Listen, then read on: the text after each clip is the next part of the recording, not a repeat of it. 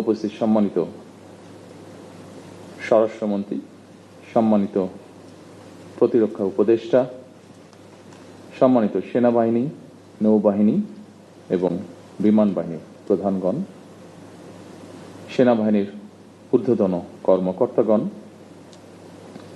মহাপরিচালক, border guard Bangladesh, 2009 সালে পিলখানায় শাহাদাত বরণকারী সদস্যদের পরিবারবর্গ ও নিকটাত্মীয়গণ, পিলখানায় চাকরিরত সেই সকল সেনা অফিসার যারা দুঃসহ স্মৃতি আজও বয়ে বেড়াচ্ছেন, সামরিক ও বেসামরিক কর্মকর্তাবৃন্দ এবং সম্মানিত উপস্থিতিবৃন্দ, আসসালামু আলাইকুম।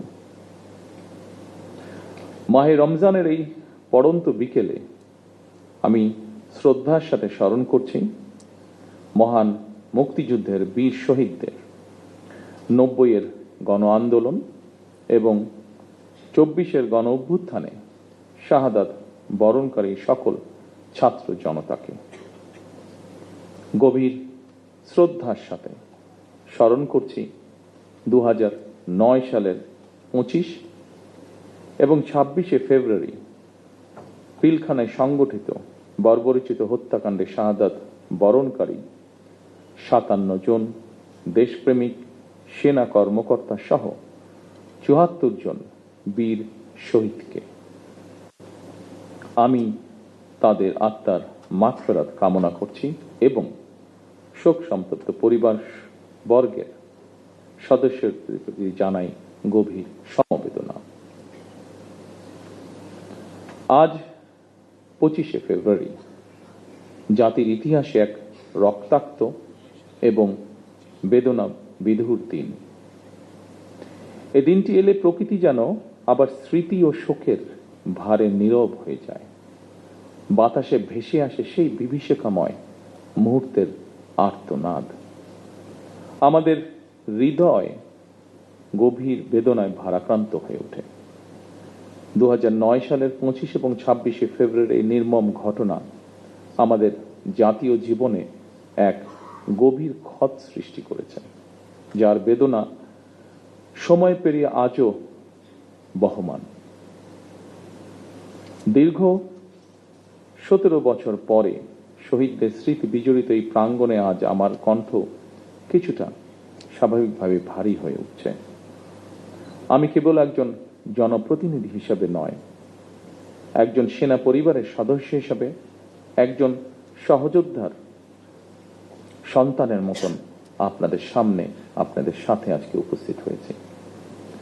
2009 সালে সেই বিভীষিকাময় ঘটনায় 57 জন মেধাবী ও দেশপ্রেমিক সেনা কর্মকর্তা সহ মোট 74টি প্রাণ ঝরে গিয়েছিল। প্রতিটি নাম একটি পরিবারের আলো নিভে যাবার গল্প, প্রিয়জন হারানোর বেদনা বিধুর অধ্যায়, একটি সন্তানের পিতৃহীন হওয়ার ইতিহাস, একটি স্বপ্নের অসমাপ্ত মহাকাব্য।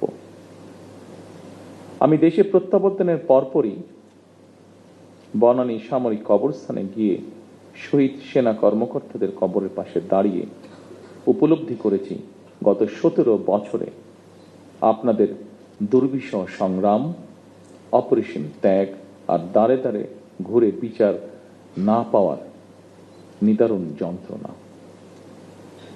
সম্মানিত উপস্থিতিবৃন্দ, আমি বিশ্বাস করি পিলখানার ঘটনাকে রাষ্ট্রীয় মর্যাদায় স্মরণ করা আমাদের জাতীয় দায়িত্ব। 25 ও 26শে ফেব্রুয়ারি ঘটনাকে ইতিহাসে রাষ্ট্রীয় মর্যাদা না দিলে ভবিষ্যৎ প্রজন্ম আমাদেরকে হয়তো ক্ষমা করবে না। তাই সেনাবাহিনীও আপনাদের সঙ্গে আলোচনা করে 25 এবং 26শে ফেব্রুয়ারি স্মৃতিকে অম্লান করে রাখতে বর্তমান সরকার ইনশাল্লাহ কাজ করবে। আমাদের সীমান্ত রক্ষী বাহিনী শিকড় আমাদের স্বাধীনতার ইতিহাসে প্রথিত। 1971 সালের যেদিন চট্টগ্রামের কালুরঘাট বেতার কেন্দ্র থেকে শহীদ রাষ্ট্রপতি জিয়াউর রহমান স্বাধীনতার ঘোষণা দিয়েছিলেন, সেদিন সেনাবাহিনীর সাথে তদানীন্তন ইপিআর এর সদস্যবৃন্দ বেতার কেন্দ্রের দায়িত্বে নিয়োজিত এক থেকে গৌরবময় ইতিহাসের সাক্ষী হয়েছেন এবং মহান মুক্তিযুদ্ধের সূচনা লগ্ন থেকে সেনাবাহিনীর সাথে অবিস্মরণীয় অবদান রেখে চলেছেন। পরবর্তীকালে শহীদ রাষ্ট্রপতি জিয়াউর রহমান সীমান্তরক্ষী বাহিনীকে সুসংহত করতে বিশেষ গুরুত্ব আরোপ করে অবকাঠামোগত উন্নয়ন এবং প্রয়োজনীয় সংস্কার কাজ করেন। সেনাবাহিনী থেকে যোগ্য ও মেধাবী অফিসারদের পেশনে প্রেরণের সংখ্যা বৃদ্ধি করা হয়। 1978 সালে এই বাহিনীর ইতিহাসে সবচেয়ে বড় ঘটনা হল সামরিক কায়দায় নতুন করে পুনর্গঠিত করা। পূর্বের উইং সমূহকে পরিবর্তন করে ব্যাটালিয়নে রূপান্তর করা হয়। দুটি নতুন ব্যাটালিয়ন সংযোজন করে বাহিনীর সংগঠনকেও পরিবর্ধিত করা হয়। দীর্ঘ সংগ্রামের পর আজ জনগণের রায় নির্বাচিত সরকার দেশ পরিচালনা করছে। দেশের প্রশ্নে আমরা সীমান্ত বাহিনীকে আরো আধুনিক ও সুসংহত করব ইনশাআল্লাহ। আমাদের সদস্যরা দেশপ্রেম ও পেশাগত উৎসর্গতায় সীমান্তে দায়িত্ব পালন করবে ইনশাআল্লাহ। বাংলাদেশের স্বাধীনতা যুদ্ধে এবং স্বাধীনতা পরবর্তী দেশ গঠনে সেনাবাহিনীর রয়েছে উজ্জ্বল ইতিহাস। সেনাবাহিনী আমাদের সার্বভৌমত্বের প্রতীক। আমি মনে করি পিলখানার এই মর্মান্তিক ঘটনা ছিল আমাদের সার্বভৌমত্বকে নস্যাৎ করার একটি অপপ্রয়াস।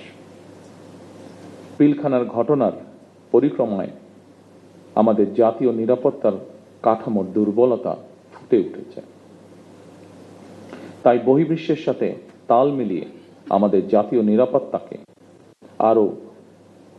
নিরাপত্তার কাঠামোকে আর আধুনিক, সময় উপযোগী এবং শক্তিশালী করা প্রয়োজন অবশ্যই, এবং এ লক্ষ্যেই আমাদের সরকার কাজ করবে ইনশাআল্লাহ।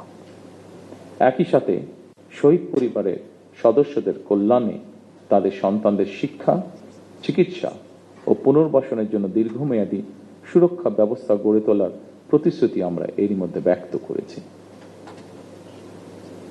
মাহে রমজান আমাদের সংযম এবং আত্মশুদ্ধির শিক্ষা দেয়। মহান আল্লাহর দরবারে প্রার্থনা করি তিনি যেন শহীদদের আত্মাকে শান্তিতে রাখেন, তাদের পরিবারকে ধৈর্য ও শক্তি দান করেন এবং আমাদের রাষ্ট্র প্রতিষ্ঠান সমূহকে ন্যায়, শৃঙ্খলা ও দায়িত্ববোধের পথে পরিচালিত করেন। পরিশেষে আজকের এই অনুষ্ঠানটি আয়োজন করার জন্য যারা অক্লান্ত পরিশ্রম করেছেন, এই অনুষ্ঠানটিকে সুন্দরভাবে উপস্থাপন করেছেন, তাদের সকলকে আমি আমার পক্ষ থেকে আন্তরিকভাবে ধন্যবাদ জানাই। আল্লাহ আমাদের দেশকে হেফাজত করুন। আল্লাহ হাফেজ। বাংলাদেশ জিন্দাবাদ।